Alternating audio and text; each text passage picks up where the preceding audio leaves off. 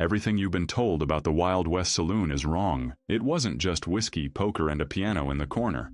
It was darker, dirtier, and far more dangerous than the stories ever admit. Behind those swinging doors was a world of secrets people rarely survived, and even fewer ever spoke about. Tonight, we're pulling back the curtain. These are 15 sinful nightlife secrets hidden inside Old West saloons. And by the end, you may never see the Wild West the same way again. On number 15, the illusion of glamour. Most people picture an Old West saloon as something almost magical, warm lamplight glowing against polished wood, a lively piano echoing through the room, laughter rising above the clink of glasses, and elegantly dressed women drifting between tables. But that image wasn't reality, it was a performance. Because the moment those swinging doors closed behind you, the truth began to settle in, and it wasn't pretty. The air was thick, not just with cigar smoke but with heat, body odor, and the stale residue of alcohol that had soaked into the walls over years. Oil lamps flickered unevenly, casting shadows that moved in unsettling ways. Nothing was as bright or as clean as it looked from the outside. The piano, often placed front and center, wasn't there to create beauty. It was there to create distraction. Many of these instruments were worn down from constant use, keys chipped, strings slightly out of tune. The music could be loud and chaotic, sometimes almost frantic, designed to fill silence, because silence in a saloon made people notice things they weren't supposed to. Like the tension, because beneath the noise and movement, there was always tension. You could feel it in the way conversations stopped for just a second when someone new walked in, in the way men kept one hand close to their belt or coat, in the way eyes followed every movement, not casually but carefully. The laughter you heard, it often wasn't real. It was exaggerated, forced, a way to signal confidence, to show you belonged, to convince others, and maybe yourself, that you weren't afraid. And then there were the women, dressed in bright silks, feathers, and jewelry that shimmered in the lamplight. They were the centerpiece of the illusion. To an outsider, they looked glamorous, almost untouchable. But those outfits were part of the design. Color drew attention, movement held it. They created energy in the room, making it feel alive, exciting, safe. But that appearance masked something much harsher. Many of these women were working under strict control, expected to keep customers drinking, smiling, and spending. Their role wasn't just to entertain, it was to maintain the illusion that everything inside those walls was better than it really was. Because once that illusion cracked, the entire atmosphere changed. And it didn't take much. The polished counter gave way to warped wooden floors, sticky underfoot from spilled drinks that were never properly cleaned. The light faded quickly, leaving corners dim and uncertain. The smell grew stronger, sour whiskey, sweat, and something harder to identify, something that lingered too long. And in those darker spaces, the truth became impossible to ignore. Men weren't just relaxing. They were watching, measuring, waiting. Every glance carried weight. Every movement could be misread. A simple mistake, standing too close, speaking too loudly, looking at the wrong person, could shift the mood in an instant. The glamour, the laughter, the music, it all existed to keep you from noticing how fragile everything really was. Because a saloon wasn't built on comfort, it was built on control. Control of attention, control of perception, control of people. If you believed the room was lively and safe, you stayed longer. You drank more, you spent more, you let your guard down, and that's exactly what they wanted. Because the moment you stopped believing in the illusion, you became aware of just how dangerous the room actually was, and by then, you were already inside. The glamour wasn't real, it was bait. On number 14, drinks that weren't what they seemed. You might think whiskey was just whiskey, amber in a glass, smooth burn, a simple drink at the end of a long day. But in the Old West, that assumption could cost you more than money, because what you were handed across the bar often wasn't whiskey at all. Out on the frontier, quality liquor was hard to come by, and that's where the deception began. Behind the bar, cheap alcohol would be mixed with burnt sugar for color or pepper and ginger to create a sharp burning sensation. Pepper or ginger could create a sharp burning sensation in the throat, but it didn't stop there. Some mixtures went further, much further. Refilling bottles, swapping contents, diluting real whiskey with water or additives, it was all part of the system. And there was almost no regulation to stop it. On the frontier, there were no inspectors, no standards, no guarantees. A saloon could serve whatever it wanted, and unless it killed someone outright in a way that drew attention, nothing changed. That's what made it so dangerous, because the risk wasn't obvious. So you drank, again and again, not realizing that each glass carried something unknown, something untested. something that might be slowly damaging your body in ways you couldn't see. And the most unsettling part? Even when people suspected something was off, they often ignored it. Because in a place where life was already harsh and uncertain, the need to escape, even briefly, was stronger than the fear of what might be in the glass. So the drinks kept flowing. The illusion stayed intact, and every sip became a gamble, not just with your money, but with your health, your sanity, and sometimes your life. On number 13, gambling was almost always rigged. At first glance, the poker table looked like the most honest place in the room.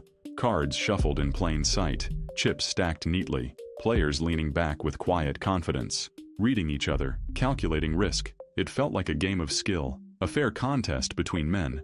But that sense of fairness was part of the setup. Because in many Old West saloons, the outcome of the game had already been decided long before the first card was dealt. The dealer, often seen as a neutral figure, was rarely neutral at all. In smaller frontier towns especially, he wasn't just an employee, he was part of the system. He worked for the saloon owner, and his job wasn't to ensure fairness. It was to ensure profit, and profit didn't come from letting strangers win. Behind the scenes, the methods were surprisingly sophisticated. Marked cards were one of the most common tricks. Tiny scratches, bends, or subtle ink patterns on the back of certain cards allowed trained eyes to identify them instantly. To an untrained player, the deck looked perfectly normal, but to the dealer, or a partner sitting at the table, it revealed everything. Who had a strong hand? Who was bluffing? Who was about to lose? Suddenly, the outcome was scripted, and the man meant to lose always did. The players never noticed. But suddenly, the outcome of the next few hands was no longer chance. It was scripted, and the man meant to lose always did. In some saloons, the deception went even further. Mirrors were placed strategically behind the bar or on walls, not just for decoration, but for surveillance. A partner across the room could catch glimpses of players' cards and signal the information back. A tap of a glass, a shift in posture, a certain phrase spoken casually. To outsiders, it meant nothing. But to those in on the scheme, it was a language. A quiet, invisible system of communication that turned the entire room into part of the game. And then there were the players themselves. Not all gamblers at the table were strangers. Some were housemen, experienced players working with the saloon. They built trust, played fairly at first, even lost small amounts on purpose, just enough to draw others in, especially newcomers. Travelers were the perfect targets. They arrived with money, confidence, and no understanding of how things really worked in that town. They believed they were stepping into a game. In reality, they were stepping into a trap. The early hands might go well. A few small wins, enough to build excitement, to lower suspicion. The drinks would flow, offered freely or encouraged heavily. The room felt friendly, almost welcoming. And then, everything shifted. The losses came quickly, one hand after another, money disappearing faster than it made sense. But by then, it was too late. Because walking away wasn't always an option. Not when pride was involved. Not when other players pressured you to stay. Not when you believed you could win it back. And especially not when the people running the game didn't want you to leave just yet. Some men lost everything they had in a single night. Others lost more than money. Because occasionally, someone noticed. A card that didn't feel right. A shuffle that seemed too quick. A pattern that didn't add up. And that's when things turned dangerous. Calling out cheating wasn't just risky, it was often seen as an accusation against the entire saloon, against the dealer, against the men at the table.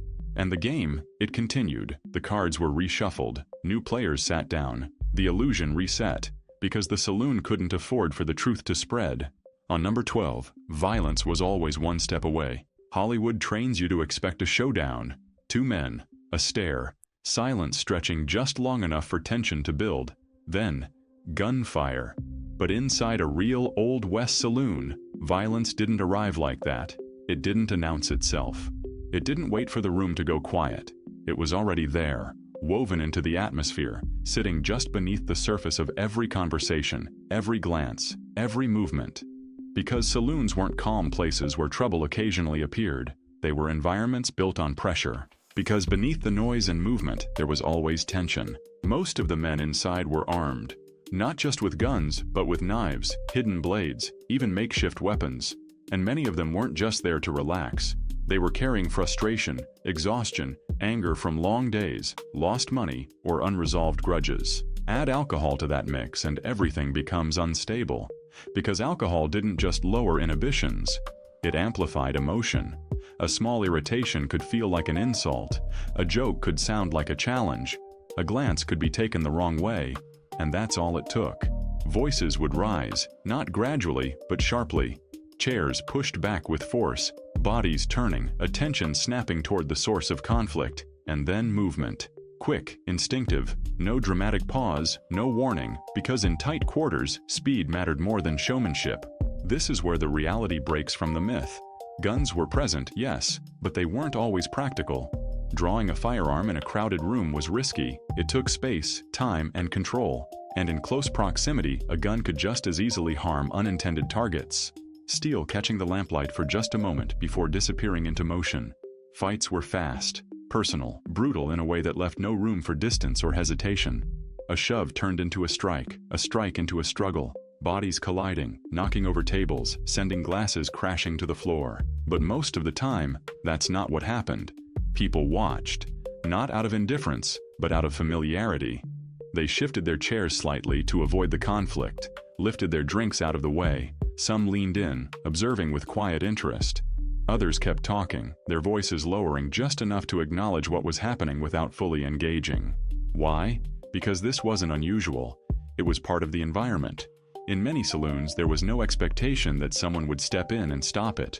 Law enforcement, if it existed nearby, wasn't always present, and even when it was, intervention wasn't guaranteed. And the saloon itself, it wasn't designed to prevent violence, it was designed to contain it. Those were the moments that mattered, because they were often the only warning you got, and if you missed them, you could find yourself caught in something you never saw coming. That's what made saloon violence so dangerous. It wasn't just the fights themselves, it was the unpredictability. In that environment, violence didn't feel like an interruption. It felt like part of the rhythm, something everyone understood, even if no one spoke about it. Because in the Old West Saloon, you weren't waiting to see if something would happen. You were waiting to see when, and hoping it wouldn't involve you. On number 11, the hidden role of saloon girls. They weren't just entertainers. That's the image most people hold on to. Women in bright dresses, laughing easily, drifting between tables with a kind word, a light touch on the shoulder, maybe a song or a dance to lift the mood of the room. But inside an Old West saloon, their role went far deeper than that. They weren't there just to entertain, they were part of the machine. Because a saloon didn't make its money from one drink. It made money from time, how long a man stayed, how much he spent, how quickly he lost track of both. And no one influenced that more than the women in the room. From the moment a customer walked in, they were already being watched. Not in an obvious way, not in a threatening way, but carefully. A quick glance to take in clothing, posture, confidence. Was he a traveler? A miner fresh off a claim? A cowboy just paid for a long drive? Did he walk in alone or with others? Most importantly, did he look like he had money? Saloon girls were often the first to engage. A smile, a greeting, an easy conversation that felt natural, even personal. They had a way of making a man feel seen, welcomed, and, for a moment, important. And once that connection was made, the process began. Drinks were suggested, sometimes subtly, sometimes directly. "Buy me one?" was a common line, but what many men didn't realize was that those drinks were often overpriced, and the woman received a portion of the cost. The more he ordered, the more both the saloon and the woman earned. So the goal wasn't just to keep him company, it was to keep him drinking. Flirtation wasn't random, it was strategic. A laugh at the right moment, a touch that lingered just long enough, stories that felt intimate but revealed very little, all of it designed to lower defenses. And as the night went on, something else was happening beneath the surface. Information was being gathered, not through interrogation but through conversation. Casual questions woven into light talk. "Where are you coming from? Been on the trail long? Strike it lucky anywhere?" To the man answering, it felt like harmless chatter, but to the saloon, it was valuable. Because those answers revealed everything they needed to know. Who had money? Who had already lost some? Who was drinking too fast? Who was starting to lose awareness? And once someone was identified as vulnerable, the situation could shift. In some saloons, especially those operating on the edge of legality, the next step involved moving the customer away from the main room. A suggestion of privacy, a quieter space to talk, maybe the promise of something more personal. The man, already relaxed and flattered, often agreed without hesitation. He followed, and that's where things became dangerous. Behind closed doors, away from witnesses, the dynamic changed completely. Sometimes it was simple. More drinks, higher prices, deeper conversation meant to drain what money remained. But other times, it went further. There are accounts of men being distracted, then relieved of their wallets, of drinks being tampered with to make them more disoriented, of accomplices entering the room at just the right moment. The details varied, but the outcome was often the same. The man left with far less than he came in with, if he left at all. And the woman? She returned to the main room, smiling, laughing, starting the process again with someone else. But it's important to understand something deeper here. These women weren't simply villains in the story. Most of them were trapped inside the system just as much as the men they interacted with. Opportunities for women in frontier towns were limited, extremely limited. Many arrived with few options, some fleeing difficult pasts, others drawn by the promise of work that didn't exist in the way they imagined. Once inside the saloon world, leaving wasn't easy. Their income depended on performance. Their safety often depended on the saloon owner or the people running the establishment. Stepping away meant losing protection, losing income, and in some cases, facing retaliation. So they adapted. They learned how to read people quickly, how to manage risk, how to navigate a space that could turn dangerous without warning. They became skilled at surviving in an environment that demanded constant awareness and emotional control. To the outside world, they appeared lively, confident, even glamorous. But inside, it was a different reality. Long nights, unpredictable interactions, the constant pressure to perform, to earn, to stay safe. And beneath all of it, the understanding that they were part of a system designed not just to entertain, but to extract time, money, information, whatever could be taken. Because in the Old West Saloon, nothing was accidental. Every smile had a purpose, every conversation had a direction, every connection had a cost. And the women at the center of it all? They weren't just part of the scene. They were one of its most carefully used and most misunderstood forces. And for many of them, once they stepped into that role, there was no easy way out. On number 10, back rooms held darker deals. The main room of a saloon was loud, crowded, and visible. That's where the music played, where drinks were poured, where people laughed, argued, and pretended everything was under control. But it wasn't the real center of power. That was hidden just a few steps away, behind a curtain, through a narrow hallway, up a staircase most people never noticed. Because in many Old West saloons, what you saw out front was only the surface. The real business, the kind that shaped fortunes and ruined lives, happened in the back rooms. These spaces weren't always large or elaborate. Some were barely more than a cramped chamber with a table and a lamp. Others were more refined, designed to feel private, even respectable. But what mattered wasn't the space, it was what took place inside it. Illegal gambling was one of the most common activities moved off the main floor. High-stakes games, far beyond what most customers could afford, were kept out of sight. And then, in the same space, you had saloon owners, gamblers, and figures operating just outside the law. All under one roof, all negotiating. The real currency wasn't just money, it was influence. Deals were rarely written down, they didn't need to be. Everything was understood in conversation, often over drinks that blurred the line between casual talk and binding agreement. Beyond gambling, these backrooms became meeting points, neutral ground where deals could be made away from public attention. Smugglers used them to coordinate shipments. Routes were discussed in low voices, maps spread across tables, details exchanged carefully. Timing, locations, who to trust, who to avoid. Everything was planned where no one could overhear. And it wasn't just goods. Stolen property often passed through these rooms. Items taken from stagecoaches, mining operations, even private homes. Jewelry, cash, weapons, anything of value could be moved, traded, or hidden. The saloon provided something unique: cover. From the outside, it looked like just another busy establishment. Noise from the main room masked conversations happening just a few feet away. Movement in and out of the building didn't raise suspicion because there was always movement. It was the perfect environment for things that weren't meant to be seen. And then there were the deals that went beyond money or goods. Agreements that shaped control over towns. Alliances between powerful figures. Decisions about who held influence and who didn't. In some cases, these meetings determined more than business. They determined outcomes, who got protection, who lost it, who stayed in power, and who was quietly pushed out. That's what made these rooms so significant. They weren't just places where crime happened. They were places where decisions were made, decisions that affected everything outside those walls. And the most unsettling part? Many people knew they existed, including law enforcement, sheriffs, deputies, local officials. They weren't always unaware. In fact, in some towns, they were fully aware of what went on behind those doors.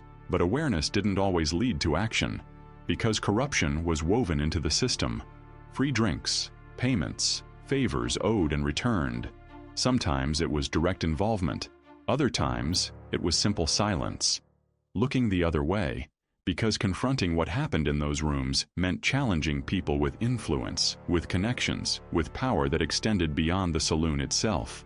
And for many, that wasn't a risk worth taking. So the doors stayed closed, the curtains stayed drawn, and inside, the same patterns repeated night after night.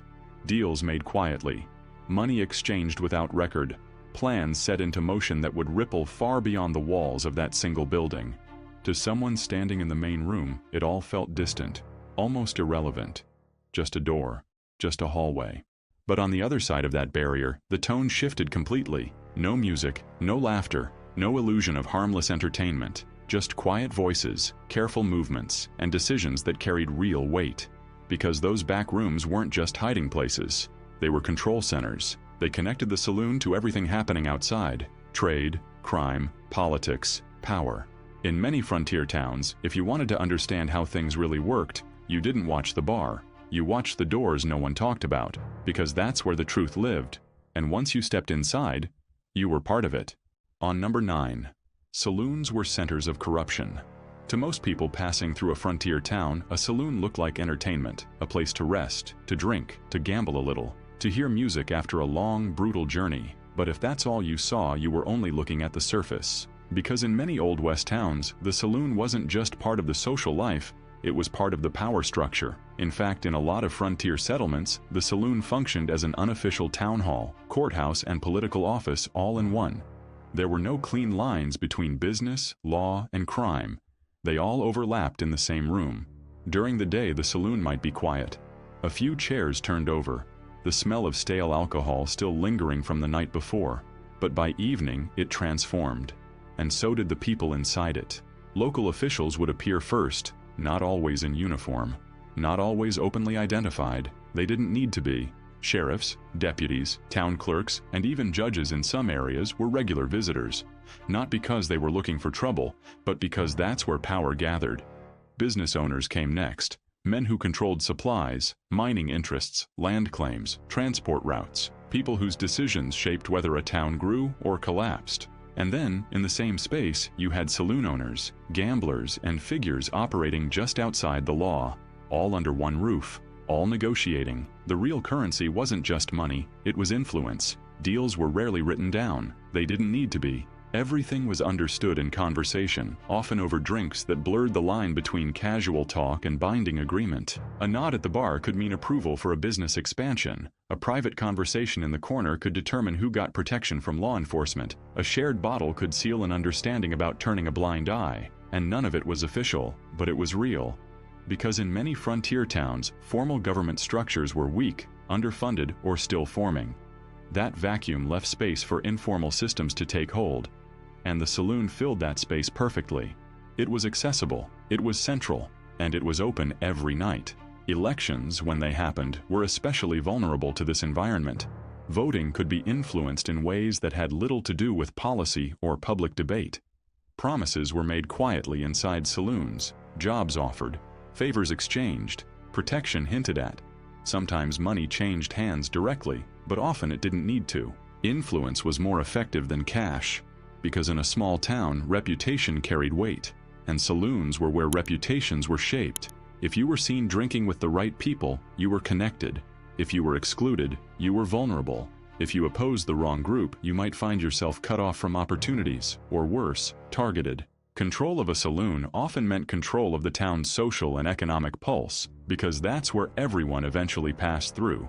Miners after a shift, cowboys at the end of a drive, traders moving goods, lawmen finishing patrols, business owners meeting partners. Everyone came back to the same place, and whoever held influence there had access to all of them. That's where corruption took root, not always in dramatic ways, not always through obvious crimes, often through small decisions that added up over time. A favor granted here, a warning given there, a delay in enforcement, a case quietly dropped, a permit approved without resistance. Each one seemed minor on its own, but together they formed a system, and that system often revolved around the saloon.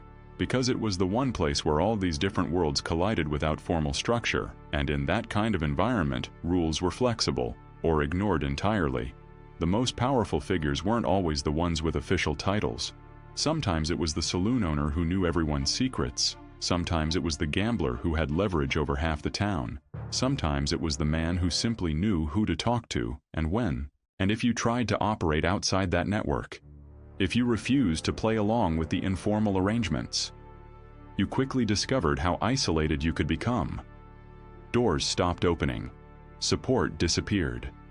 Opportunities vanished without explanation. And in more extreme cases, pressure turned personal, not always through direct threats, sometimes through reputation damage, sometimes through sudden legal attention, sometimes through unexplained hostility from people who were friendly just days before. It didn't need to be overt to be effective. That was the point. Corruption in these towns wasn't always loud or chaotic. It was quiet, structured, embedded in daily life, and the saloon was where it all came together, because it wasn't just a place to drink. It was where decisions were made, where alliances were formed, where influence was traded like currency, and where the real power of the town often revealed itself, if you knew how to look for it. On number 8. Addiction was part of the business model. Saloons didn't just sell alcohol, they sold return customers. And in the Old West, that meant something far more calculated than people usually imagine. These places weren't simply reacting to demand. In many cases, they were actively shaping it, because a saloon didn't make its real money from a single good night of drinking. It made money when that night turned into a habit. At first, it often started harmlessly. A newcomer walks in after a long journey, tired, dusty, maybe carrying a bit of cash from work or travel. The welcome is immediate. A drink is placed in front of him before he even properly settles. Sometimes it's even on the house.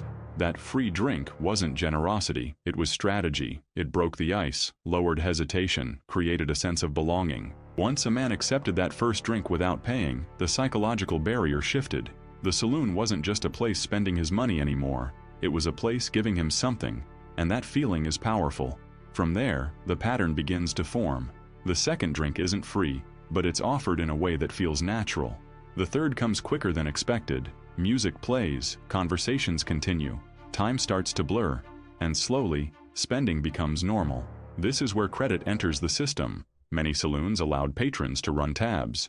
On the surface, it looked convenient. You didn't need cash in hand, you could settle later. But later has a way of arriving when the amount is already too large to comfortably pay, and by then, the habit is established. What makes this even more effective is the environment itself. Saloons were designed to encourage staying, not leaving. Warm lighting in contrast to the harsh outside world, noise that made time feel slower. People who made you feel like part of something, even if only temporarily. A man who stayed longer drank more. A man who drank more spent more, and a man who spent more became valuable to the system. Some patrons reached a point where logic no longer kept pace with behavior. Even when they were out of money, they didn't stop. They borrowed, they promised repayment. They returned the next night hoping to recover losses. But the structure rarely allowed recovery, because the same environment that encouraged spending also encouraged continuation. Losses were often followed by another drink, a moment of escape from frustration, a brief relief that softened the reality of what had happened. And then the cycle continued. In frontier towns where financial stability was already fragile, this pattern could be devastating. A laborer might spend a week's wages in a single night. A miner could lose earnings meant to last months. Cowboys passing through town might arrive with pockets full and leave with nothing. But the deeper damage wasn't just immediate loss. It was repetition, because many returned. Not always out of desire, but out of routine, social pressure, or the simple pull of familiarity. The saloon became part of their rhythm, a place tied to rest, reward, and escape. And that's where addiction becomes less about substance alone, and more about environment. The saloon reinforced itself. The more time someone spent there, the more normal it felt. The more normal it felt, the more often they returned, and the more often they returned, the more money they lost. And it wasn't always obvious in the moment. There was music, conversation, laughter, a sense of ease that masked what was actually happening. But behind that atmosphere, the pattern was consistent. Keep them inside, keep them drinking, keep them spending. Even credit played into this cycle. Once a tab was opened, it created a psychological link between the customer and the establishment, a sense of obligation, a reason to return, a debt to settle. And in many cases, that debt never fully disappeared, because interest wasn't always measured in formal terms. It was measured in continued visits, continued spending, continued dependence. Some men tried to leave the cycle, to stay away, to break the pattern. But saloons weren't isolated experiences. They were social spaces. Friends went there. Work ended there. Deals happened there. Information flowed through there. Avoiding it meant stepping outside the rhythm of town life itself, and that made escape difficult. Over time, some individuals lost more than money. They lost property, stability, relationships, reputation. All gradually, through repeated nights that seemed harmless in isolation but added up to something far more serious. And the most unsettling part is how normal it appeared from the outside. To anyone passing through, it just looked like drinking, but inside the system, it was structured, predictable, sustained, because the saloon didn't need to force anyone to stay. It only needed to make staying feel natural. And once that happened, the outcome became almost inevitable. The house didn't win because of luck, it won because it understood behavior. On number 7, women faced constant danger. In most stories about the Old West, saloons are shown as places full of rough men, loud music, and endless drinking. What gets left out is how dangerous those spaces were for women. Not just socially uncomfortable. Dangerous in a constant, everyday sense, because saloons were not designed with safety in mind. They were dense, poorly supervised environments where alcohol, money, and aggression mixed freely. And in that mix, women were often placed in the most exposed position. Some were workers, others were entertainers. A few were simply passing through or trying to earn a living in a town with very few options available to them. But regardless of how they entered that space, the risks were always present. Harassment was not an occasional problem, it was a routine expectation. Men who were drinking heavily felt emboldened by alcohol and the lack of strict consequences. Comments, unwanted attention, physical advances. These weren't rare incidents. They were part of the environment women had to constantly navigate. And unlike many modern settings where there are systems of protection or reporting, saloons had very little structured safety. If a woman was being harassed, there was no guaranteed authority stepping in immediately. In many cases, intervention depended entirely on the people present and whether anyone was willing to act. That alone created a power imbalance. But the risk went deeper than verbal harassment. Violence was always a possibility. Arguments could escalate quickly in these spaces, and women often found themselves too close to conflicts they had nothing to do with. A fight breaking out between men at a nearby table didn't stay contained. Chairs moved, bottles broke, people stumbled into each other. In that kind of chaos, it was easy for bystanders to get pulled into danger unintentionally. And women, especially those without strong social protection in the town, were particularly vulnerable. Because protection in the Old West wasn't guaranteed by law alone. It often depended on relationships, who you were associated with, who you worked for, who was willing to stand up for you if something went wrong. For some women working in saloons, there was at least a degree of protection tied to employment or affiliation with the establishment, but even that was conditional. It depended on the owner, the clientele, and the unspoken rules of that specific place, and those rules could shift at any time. There were also women who entered saloons alone, travelers, newcomers, or those simply trying to pass through town. For them, the environment was even more unpredictable. A woman alone in a saloon immediately stood out, not because she had done anything wrong, but because she lacked the social buffer that others had. There was no group around her, no clear protection, no established role that explained her presence. That visibility could make her a target for attention she did not want, and once attention was drawn, it could be difficult to redirect. The combination of alcohol, isolation, and lack of enforcement created situations where boundaries were frequently ignored. What should have been social spaces became places where personal limits were constantly tested. And for many women, the challenge wasn't just surviving one incident, it was enduring the cumulative pressure of many. Every night required awareness, every interaction required judgment, Every decision, where to stand, who to speak to, how long to stay, carried weight. Even something as simple as refusing a drink or a conversation could escalate depending on who was making the offer, and that unpredictability created a constant undercurrent of tension, even in moments that appeared calm, even in rooms that seemed festive, because safety was never fully guaranteed. There is also the harder truth that often goes unspoken in these histories. For some women, the saloon world was one of the only available economic options in towns where opportunities were extremely limited. That meant stepping into environments where risk was part of daily life, simply to survive. And once inside that system, leaving was not always easy. Work could be unstable. Independence was limited. Reputation mattered in ways that could either open or close doors entirely. So many remained in those environments longer than they intended, adapting as best they could to conditions that were never designed to protect them. They learned to read people quickly, to anticipate mood shifts, to recognize when a situation was becoming unsafe before it fully escalated. That kind of awareness wasn't optional, it was necessary. But even with experience, control was limited. Because ultimately, the environment itself was unstable. Alcohol lowered restraint. Crowds created unpredictability. Power dynamics were uneven, and enforcement, when it existed, was inconsistent. For women in saloons, that meant living with a constant awareness that things could change quickly and not always in ways they could influence. And perhaps the most unsettling part of all is how normalized it became within those spaces. What was dangerous to one person was routine to another. What felt like a violation to some was dismissed by others as just how things are. That normalization is what made the risk so persistent. Because when danger becomes familiar, it stops being questioned. And in that kind of environment, women weren't just navigating social spaces. They were navigating uncertainty itself, every single night. So many remained in those environments longer than they intended, adapting as best they could to conditions that were never designed to protect them.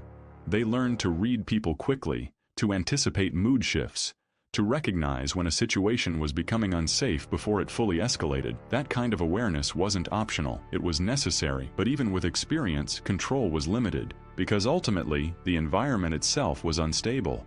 Alcohol lowered restraint, crowds created unpredictability, power dynamics were uneven, and enforcement, when it existed, was inconsistent. For women in saloons, that meant living with a constant awareness that things could change quickly and not always in ways they could influence. And perhaps the most unsettling part of all is how normalized it became within those spaces. What was dangerous to one person was routine to another. What felt like a violation to some was dismissed by others as just how things are. That normalization is what made the risk so persistent.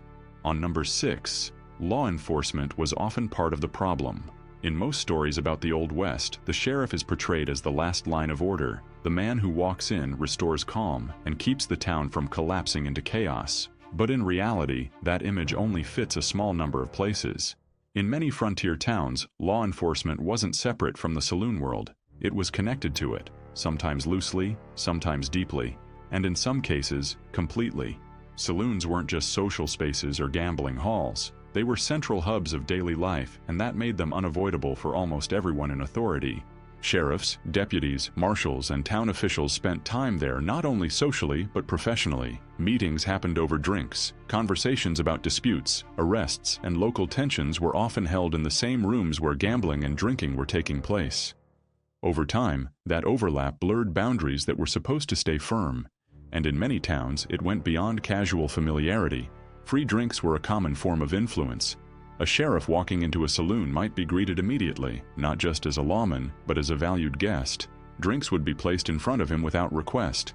Hospitality came with expectation. That expectation wasn't always spoken out loud, but it was understood. Favorability could be built quietly. A lenient response to a disturbance, a delayed arrest, a missing report, a warning given instead of immediate action. None of it had to be formally arranged for it to matter, because in small frontier towns, authority was often personal, not institutional, and that made it vulnerable. Some lawmen became regular figures inside saloons, not just passing through, but actively embedded in the social structure of the place. They knew the owners, they knew the gamblers, they knew the people operating in and around the edges of legality, and in that familiarity, objectivity could weaken.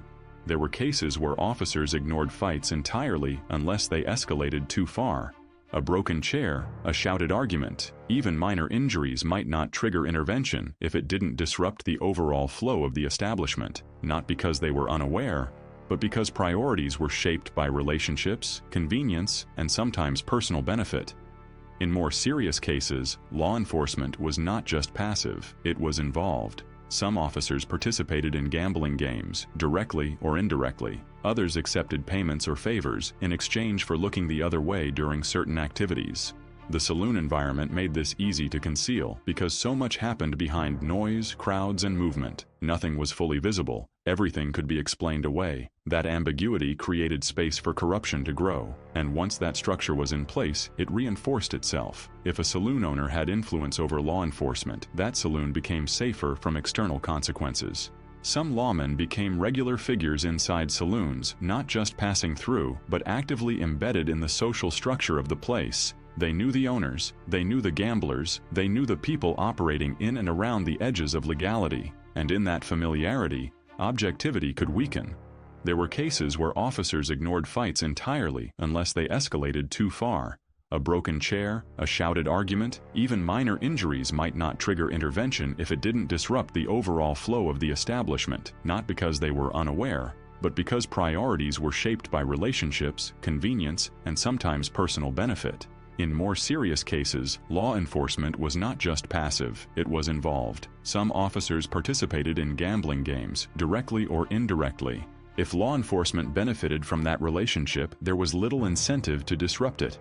Over time, the arrangement stabilized into something almost routine, not officially recognized, but widely understood. And that understanding shaped how justice functioned in practice. Because for ordinary people, the expectation was simple. If something went wrong, you went to the sheriff. But in these towns, that path wasn't always reliable. Reports might be delayed, investigations might stall, complaints might be dismissed quietly. In some situations, the response depended less on what happened and more on who was involved. That inconsistency changed behavior. In some situations, the response depended less on what happened and more on who was involved. That inconsistency changed behavior. Others accepted payments or favors in exchange for looking the other way during certain activities. The saloon environment made this easy to conceal because so much happened behind noise, crowds, and movement. Nothing was fully visible. Everything could be explained away. That ambiguity created space for corruption to grow. And once that structure was in place, it reinforced itself. If a saloon owner had influence over law enforcement, that saloon became safer from external consequences. If law enforcement benefited from that relationship, there was little incentive to disrupt it. Over time, the arrangement stabilized into something almost routine, not officially recognized, but widely understood. And that understanding shaped how justice functioned in practice. Because for ordinary people, the expectation was simple. If something went wrong, you went to the sheriff. But in these towns, that path wasn't always reliable. Reports might be delayed, investigations might stall, complaints might be dismissed quietly. In some situations, the response depended less on what happened and more on who was involved. That inconsistency changed behavior. People learned quickly that protection was not guaranteed, that reporting a problem didn't always lead to resolution, and that in some cases, drawing attention to an issue could make things worse, not better. So disputes were often handled informally, inside the same spaces where they began, inside saloons. This created a closed loop. Problems occurred in the saloon. Solutions were negotiated in the saloon. Influence over enforcement was exercised in the saloon. And because of that, the line between order and disorder became unclear. There were still lawmen who tried to act independently, who resisted influence, who attempted to enforce rules consistently. But in many towns, they operated inside systems that were already shaped by existing relationships and expectations. And that made their job far more complicated than the myth suggests. Because enforcing the law wasn't just about confronting criminals. It was about confronting a network of people, interests, and dependencies that were already deeply embedded in the town's daily life. And in some places, that network included the very people meant to uphold justice. That's what made the situation so unstable. Not just the presence of crime, but the uncertainty of response.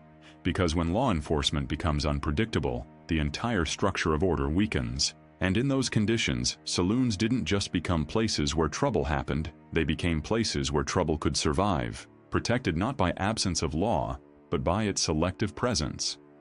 On number 5, cheating didn't just cost you money. In most gambling stories, cheating is treated as something you might get caught doing, then simply kicked out or forced to return the money. In the Old West Saloon, that idea didn't apply, because cheating wasn't just a violation of rules, it was a direct challenge to the entire room. And in that kind of environment, consequences were immediate. There was no structured process, no investigation, no formal judgment handed down after careful review. What existed instead was something far faster and far more dangerous: collective reaction.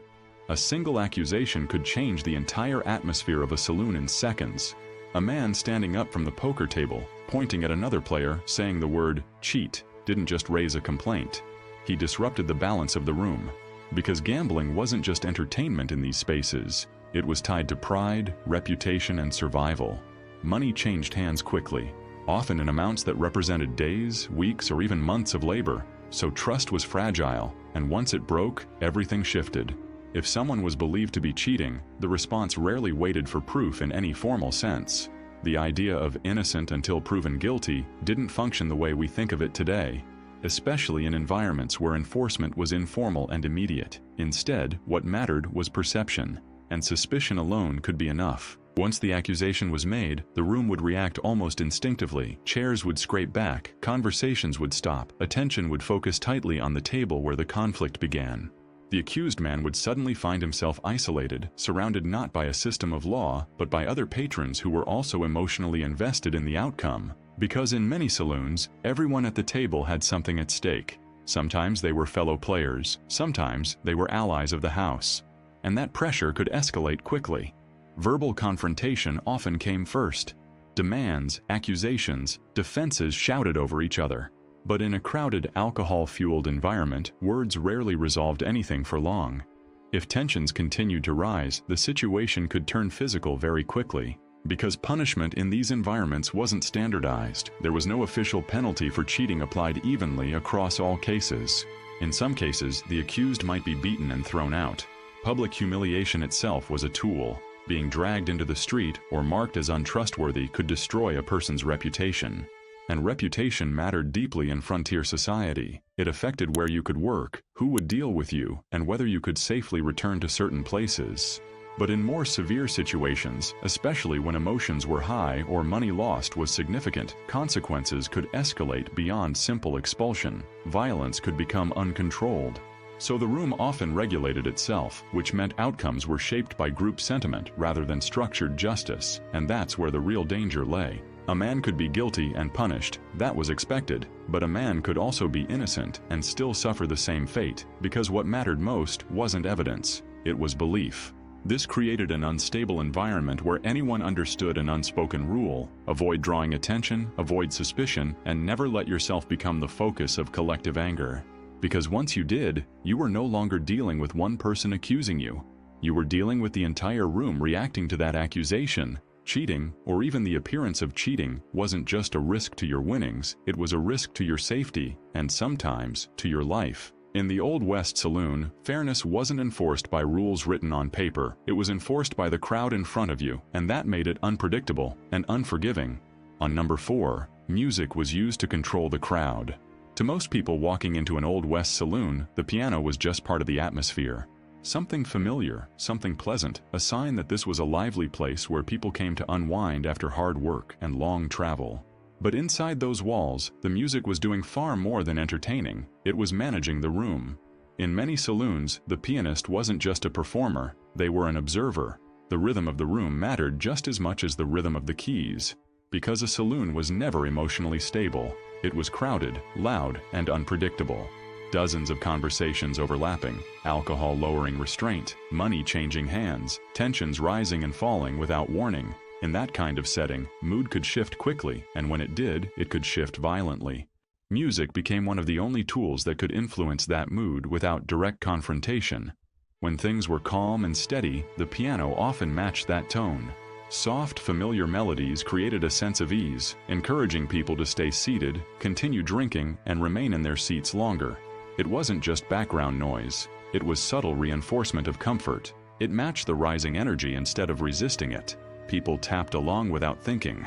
Conversations became more animated. Drinks were ordered more frequently. The atmosphere shifted toward excitement rather than confrontation. In that sense, music didn't just reflect the room, it guided it.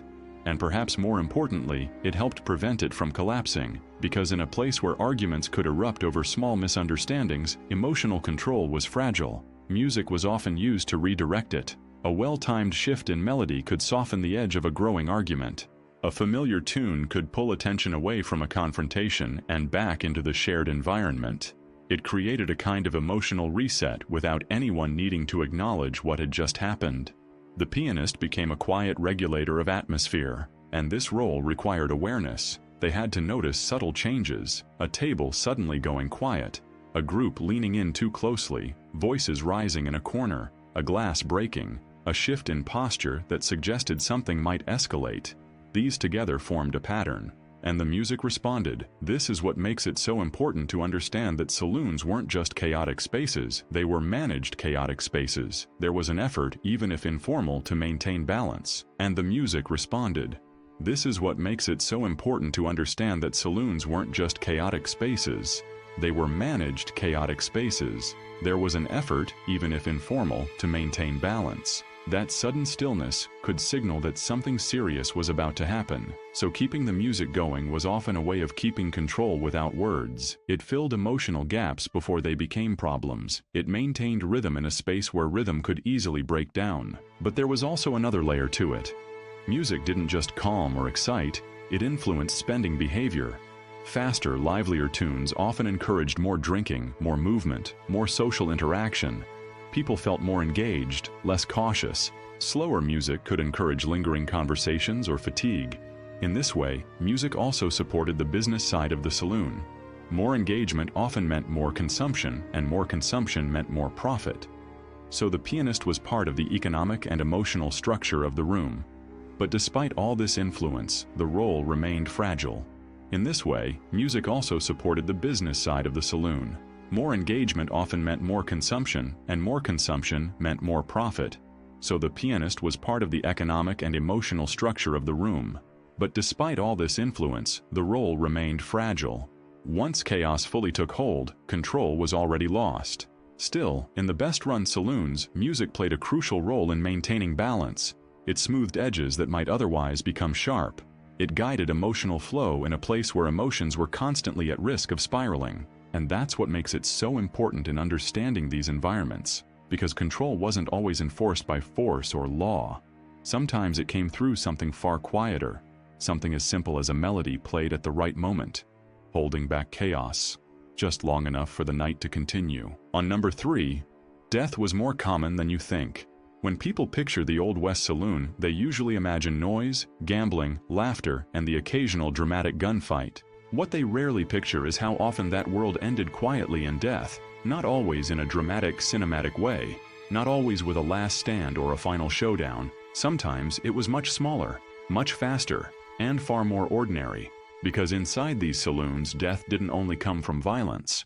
It came from everything happening around it. The air itself was unhealthy to live in for long periods. Most saloons were poorly ventilated, packed with smoke from cigars and pipes, and filled with alcohol vapors hanging in the room. People spent hours, sometimes entire nights, in these conditions without fresh air or rest. Add to that the physical toll of frontier life, and the body was already under pressure before anything even happened inside the saloon.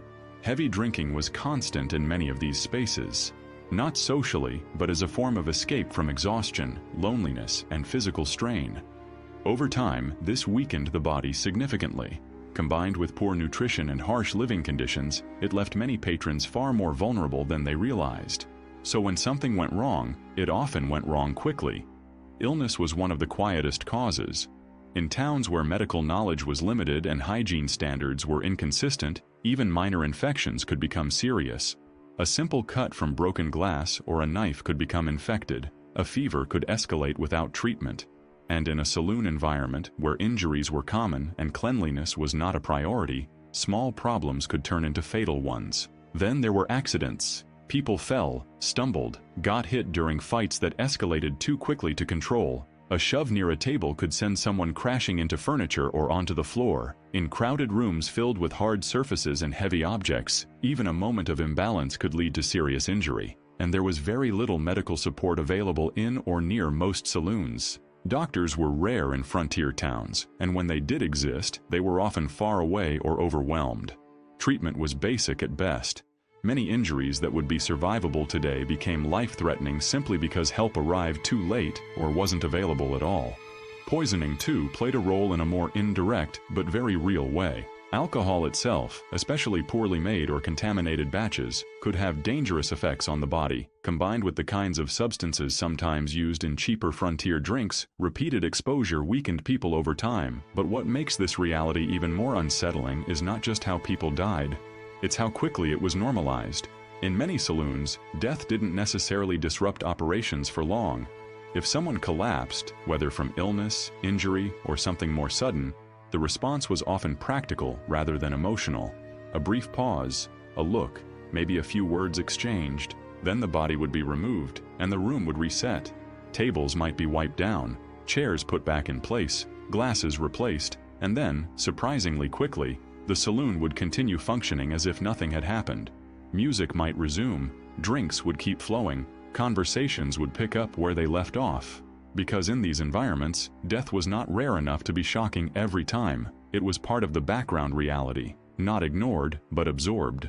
And that changed how people behaved inside those spaces. Most regulars developed a kind of emotional distance, not necessarily from lack of care, but from repetition. When you are exposed to instability often enough, you begin to adapt to it in order to continue functioning.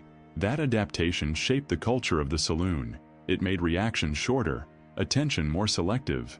People learned to acknowledge what happened without letting it stop the rhythm of the night. And that rhythm was powerful. Because once the saloon reopened after an incident, life inside it didn't reset emotionally. It simply continued. New patrons arrived, old conversations faded, the noise filled back in, and the space carried on as if the disruption had always been temporary. In the Old West Saloon, survival and loss existed side by side in the same room, and often separated only by a few feet of space and a few moments of time. On number 2, reputation meant survival. Inside an Old West saloon, reputation wasn't just about pride, it was a form of protection, and sometimes it was the only protection you had. Because there were no official systems inside that room that guaranteed your safety, no security presence you could reliably depend on, no structured enforcement that treated everyone equally. What existed instead was a kind of informal social order, built entirely on perception, and perception changed everything. The moment you walked through those swinging doors, you were being evaluated, not formally, not openly, but constantly. How you carried yourself mattered, how you spoke mattered, even how long you held eye contact with someone across the room could be interpreted in different ways depending on the people watching. Because in that environment, everyone was reading everyone else, and the conclusions they drew determined how you were treated. If you were seen as uncertain, hesitant, or easily intimidated, you became a target. Not always immediately, but gradually. You might be tested first in small ways, a comment to see how you respond, a slight bump at the bar, a challenged glance. These were assessments. People were constantly trying to determine who they were dealing with, who could be pushed, who would resist, who would escalate a situation, and who would avoid conflict altogether. Because in a place where tension was always present, identifying vulnerability mattered. It shaped behavior, but the opposite was also true. If you were perceived as dangerous or unpredictable, people often gave you space. That created a strange kind of performance. Most people weren't being their natural selves in that environment. They were constructing versions of themselves that could survive inside it. They spoke a little louder than necessary. They stood a little straighter. They made sure their movements didn't appear uncertain. Even small actions, like the way a drink was held, could contribute to how others interpreted them. Because everything was being read and judged. This didn't come from formal rules. It came from experience. People learned that hesitation could be costly, that being underestimated could lead to confrontation. So they adapted. The saloon became a place filled with exaggerated versions of people. Those who were uncertain might speak more forcefully than they normally would. Even those who wanted to avoid conflict projected toughness. Because weakness was not neutral in that environment. It was interpreted, and interpretation could lead to escalation. This is what made reputation so critical. It wasn't just about what people knew about you from past interactions, it was also about what they believed about you in the moment. And in a setting where many patrons were strangers, reputation could form quickly based on limited information. A single reaction to a comment, a response to a challenge, even how someone behaved during a game could become the basis for how they were viewed for the rest of the night. And once that perception was established, it influenced future interactions. Someone seen as easily intimidated might be pushed further. Someone seen as stable might be left alone unless absolutely necessary. This created a constant pressure to manage how you appeared. Not because people were consciously trying to deceive others in a calculated way, but because survival in that environment depended on controlling how others interpreted your behavior, and that control had limits. Because alcohol, crowd density, and emotional volatility made perception unstable. A person might act one way at the start of the night and be interpreted completely differently later based on changing circumstances. A calm individual could become aggressive after a few drinks. A confident one could become reckless. A quiet one could be misread entirely. So reputation was never fully secure. It had to be maintained continuously, and even then, it could shift quickly based on a single moment. That uncertainty created tension in almost every interaction, because people knew that how they were seen mattered just as much as what they actually intended. And that awareness shaped behavior in subtle but powerful ways. People chose their words more carefully than they might have elsewhere. They avoided unnecessary displays of vulnerability. They paid attention not just to what others were saying, but how they were saying it. Every exchange carried potential weight. And in that environment, perception wasn't just social, it was strategic. Because in a saloon, where conflicts could escalate quickly and support systems were unreliable, being underestimated could make you vulnerable. But being misjudged in the other direction could make you isolated. So people constantly walked a narrow line between appearing strong enough to be left alone, but not so aggressive that they invited confrontation. And that balance was fragile, easily disrupted, often impossible to fully control. Which meant that every night inside a saloon involved not just drinking or gambling or socializing, but carefully managing how you existed in the eyes of everyone else in the room. Because once your reputation shifted in the wrong direction, it didn't just change how people saw you, it changed how they treated you. And in that world, that difference could decide whether you walked out the door at the end of the night, or didn't walk out at all. On number 1, you never truly knew who you were dealing with. This is the darkest truth of all. Because in the Old West Saloon, identity was never something you could fully rely on. Not yours, not theirs, not anyone's. At first glance, it seemed simple enough. People walked in, ordered drinks, sat at tables, and played cards. You could judge them the way you would anywhere else, by their clothes, their manners, the way they spoke. But inside those swinging doors, none of that was reliable. A man sitting beside you might look like a tired traveler who had just come off a long trail. Dust on his coat, calm voice, nothing unusual. He might talk about cattle drives or mining towns, laugh easily, keep to himself, and he could be exactly that. Or he could be something completely different. A wanted man passing through under a false name. Someone avoiding attention. Someone who learned long ago that survival meant blending in just enough to never stand out until it mattered. The problem was, there was no way to know which one you were dealing with, and that uncertainty shaped everything. Even the people who seemed familiar were not always what they appeared to be. Dealers, gamblers, traveling salesmen, drifters who returned night after night, all became part of the background of the saloon. But background did not mean safe. A friendly dealer might be watching more than he was showing, tracking patterns, noting habits, adjusting outcomes in subtle ways that only became clear much later. A man who laughed with you might be listening more carefully than he spoke, gathering information without ever seeming interested. And then there were the strangers, the ones who arrived without explanation and left without farewell. In a place where people constantly passed through, movement itself was normal, so absence didn't raise questions. It meant anyone could be temporary, anyone could be new, anyone could be hiding something. That made trust extremely fragile. Not because people were openly hostile, but because certainty was impossible. You could sit at a table for hours, sharing conversation, playing cards, even exchanging stories, and still have no real understanding of who was sitting across from you. And that created a quiet tension that ran through every interaction. Because information in that environment wasn't just social, it was valuable. Knowing who someone really was could determine how you interacted with them. Whether you challenged them, whether you trusted them, whether you stayed close or kept your distance. But most of the time you simply didn't know. And that gap between appearance and reality was where danger lived. There were men who used that uncertainty deliberately. Those who understood how easily perception could be shaped. A calm exterior to avoid suspicion, a friendly presence to lower defenses, a reputation carefully managed in different towns so that no single version of them was ever fully complete. By the time anyone realized the truth, the situation had often already shifted. Money might already be gone, information already taken, a decision already influenced, and in some cases, the person themselves was already gone, leaving behind only confusion about what had actually happened. That is what made saloon life so unstable. Not just the violence, not just the gambling, not just the corruption or danger, but the fact that certainty itself was missing. You were always making decisions based on partial information, always reading people who might be performing, always trusting signals that might be deliberately misleading. Even a simple conversation carried risk because you never fully knew what was being revealed and what was being concealed. And once you understood that, the entire room changed in how it felt. Every stranger became a question, every smile became uncertain. Every calm interaction carried a second layer you couldn't quite see.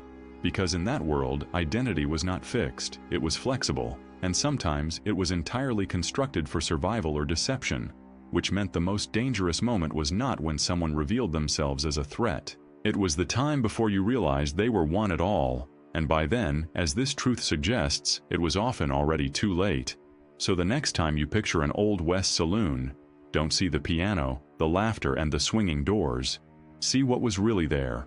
A room built on illusion, where the drinks could poison you, the games were rigged against you, and the people around you might not be who they claimed to be. A place where power moved in whispers behind closed doors, where reputation could protect you or destroy you, and where violence didn't arrive with warning. It was already in the air. Because the truth is, the saloon wasn't just part of the Wild West story. It was the Wild West. Unfiltered, unforgiving, and far darker than anything we've been told. And maybe the most chilling part of all is how normal it all felt to the people inside it. Night after night, drink after drink, they kept walking through those doors, knowing exactly what kind of place it was. Or maybe not knowing at all. If you made it far, you already know. History isn't always what it seems. There are layers most people never see, and stories that were never meant to be told. So if you want more dark, untold history like this, stories that go deeper than the surface, make sure you like this video, subscribe to the channel, and turn on your notification bell so you don't miss what comes next. Because there are still a lot of secrets out there, and we're just getting started.